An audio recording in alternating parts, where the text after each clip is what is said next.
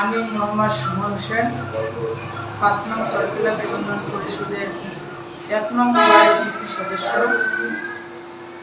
আমার মিয়ারহাট বাজারে একটি মুদি দোকান আছে। আমি ছোট একজন ব্যবসায়ী, একজন সমাজসেবক।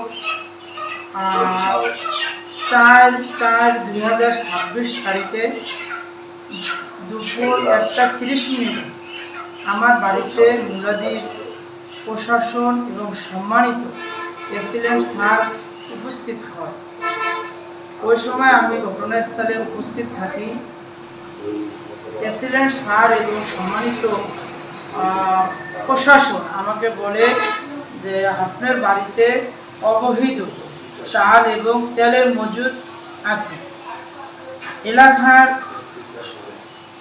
গোপন তথ্যে এবং আপনার বিরুদ্ধে অভিযোগ করার কারণে আমরা আসছি মেম্বারশিপ আমরা তল্লাশি করার জন্য। আমি স্যারকে বললাম যে স্যার, আমি ইউপি সদস্য, সমাজসেবক, আমার বাড়িতে যদি এই ধরনের কোনো তেল এবং অবৈধ মাল থাকে তাহলে আমি আইনি প্রক্রিয়ায় আমার যে বিচার হয় সেই বিচার আমি মাথা পেতে দেব।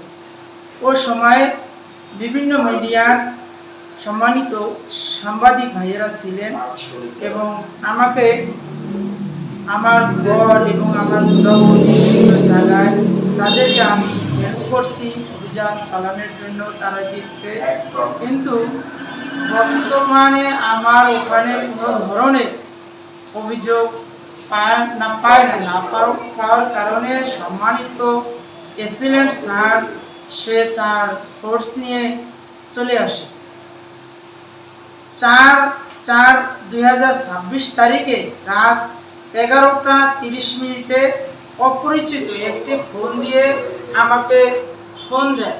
ফোন দিয়ে বলতেছে যে আমি মুলাদি থানার তদন্ত ওসি, আপনার বাড়িতে যে আজকে প্রশাসনিক যে লোক গেছে সেখানে আপনার বাড়িতে অবৈধ চাল এবং বিভিন্ন মালের মজুদ আছে, সে ব্যাপারে আমাদের পদক্ষেপ নিতে বলছে।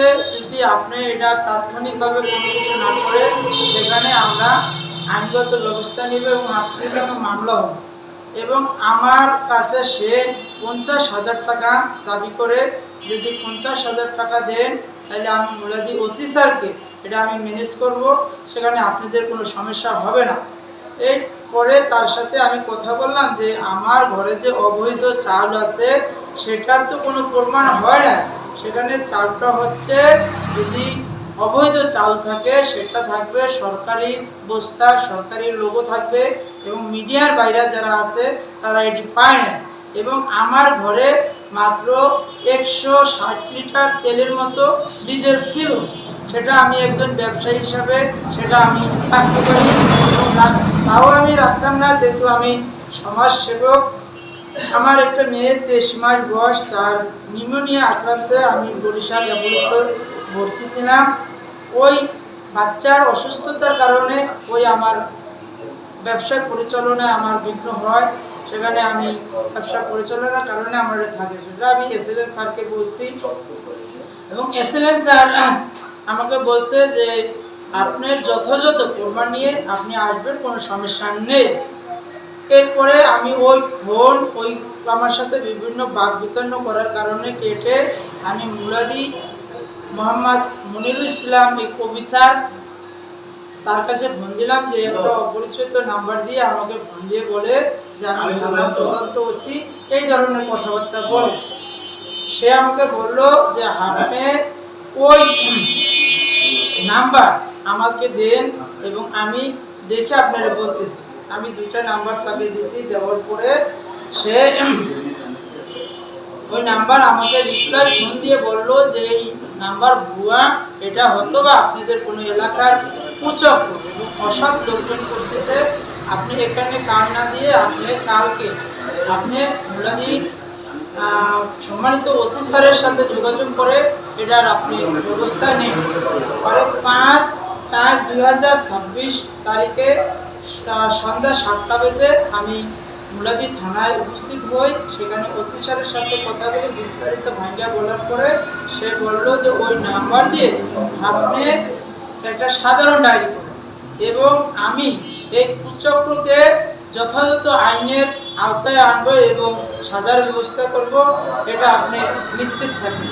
তারপরে আমি চলে যাই। আমি সাংবাদিক ভাইদের কাছে আমি বলতে চাই যে আমি একজন ব্যবসায়ী, আমার যদি 160 লিটার তেল মজুদ হয়, সেটা আমি জানি না এটা কোন মজুদ, এবং আমার চাল সেখানে কোনো সরকারি কোনো বস্তা নাই, কিছু নাই, সেখানে যাইয়া ই করছে, সেটাও আমি ভাইদের কাছে আমি জানতে চাই যে আমার নামে যে একটা নিউজ করেছে অসৎ লোকজনের, এখানে আপনাদের কাছে আমি না হয়তো আপনাদেরকে ভুল তথ্য ভুল বুঝে এই নিউজটা করেছে, যারাই করেছে তারা আজকে আমার করেছে এই অসৎ লোকগুলি সমাজের মঙ্গল নয়, এটা হচ্ছে আজকে আমার ক্ষতি করেছে, কালকে আপনাদের করবে, সারা সমাজের অমঙ্গল।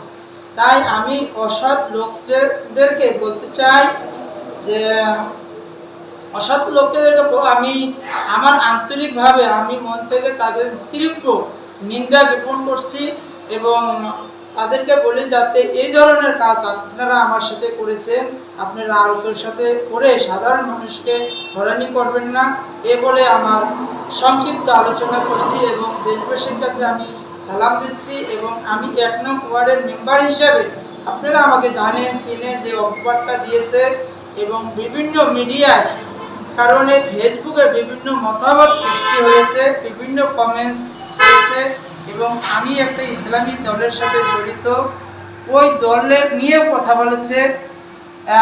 আমি ফেসবুক ভাইদেরকে বলি আপনারা জেনে শুনে একটা মানুষের ব্যাপারে মন্তব্য করবেন। আসলে আমরা যেহেতু ইসলামের ই নিয়ে চলি, আমরা সমাজের অকল্যাণ নয় এবং আমরা জনগণের মাল কোনোভাবে শোষণ আমরা করি নাই এবং করবো না ভবিষ্যতে। এরকম কোনো প্রমাণ আমার মেম্বার 5 বছরের ইতে আছে, সেখানে কোনো ধরনের ক্লেম কাউর থেকে 100 টাকা নিচ্ছে ক্লেম নাই।